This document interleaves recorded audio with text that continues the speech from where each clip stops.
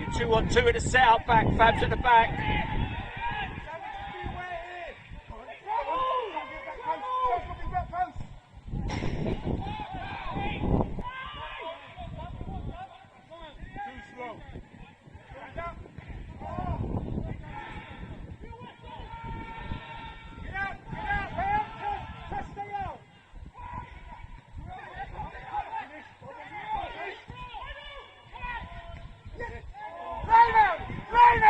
Hey!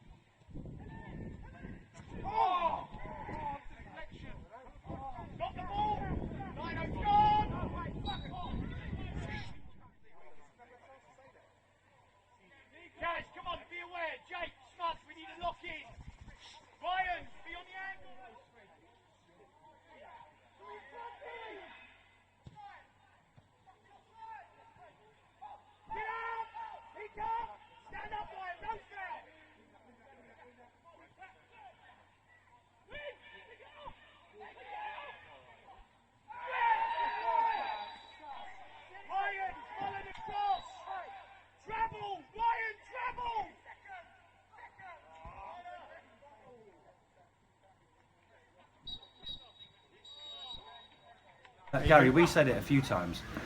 That was a really good game of football, even though it was 0-0, wasn't it? I mean, look, Seb, we spoke about beforehand that, these games are going to be a real challenge for us. No spectators here, you can hear everything, you can hear every challenge, and we've got to create an intensity and a tempo and a purpose to our play without the, emotion of spectators, and that's tough. It really is. I can't, emphasise how tough that is, but I thought that was a good spectacle. I mean, it was a proper competitive game of football. Two teams that I feel will be in the mix come the end of the season. I think you could see that. For two defensive displays were of the highest order at both ends of the pitch. They nullified a lot of our threat, especially second half when they made one or two little adjustments. But I thought first half we should have really gone in a goal or two to the good. In those dominant periods, we've just got to, our execution or our decision making's got to be a bit better. But I'm really pleased with the performance, and I'm pleased to be off the mark with a point.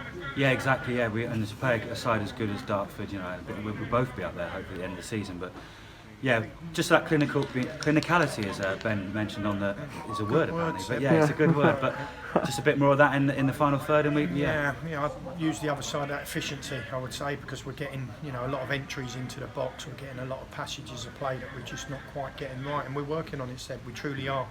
I said to you, most of the session Thursday night was with that in mind, and we are. But you can't replicate the intensity of a match day that's got something on it. So it's still a work in progress at that end of the pitch. And I've just said to the boys there that the bedrock for any successful team is a good defensive display, and I think right from front to back it was a good defensive display. I thought Danny Bassett worked his socks off all game. Was unfortunate on a couple of occasions. The ball never fell for him, but the work rate and willingness is there. We've got too much quality in the final third for it not to click, and get up and running. So we've just got to be patient, and we've got to keep believing, and I'm sure it'll come. Yeah, exactly. And then obviously we move on to the game again on Tuesday. It's obviously it comes thick and fast. Just on that, Sam Deadfield came off. I mean, he's been excellent. He's a key member of our group. I think he's a player that's going to have a big season. Seb, you know from the inside the value and trust we have in him. So he'll be lost. There's no question about that. But it's really it's part and parcel of where we find ourselves. And as I was speaking to a manager this morning on the way, it's the niggles and knocks and the bits that you're going to pick up, because you can't replicate, no matter how much training you do. And Mark Finley is fantastic. We know that. You can't replicate the movements and motions that a competitive game brings, and it puts different strains on your body, and and it puts different different areas of the body are really challenged. And you're going to see, I think, right from the Premiership down to non-league, you're going to see a lot more niggles and knocks, picked up. And it's going to be part and parcel. We're just going to have to cope with it. It maybe sees us a little light in there, but we'll have to deal with that. Yeah, and obviously, if we are gonna have a break weekend, it's probably not the worst thing to have one next weekend, is it? So once we play, obviously, for people that don't know, we've got a break weekend because the league's only 21 teams. So once we get Hornchurch out of the way, there's a little bit of what do you plan to do for that? We're trying to get a game, Seb, because I think there's 5 or 6 players that need to get some minutes in their tank.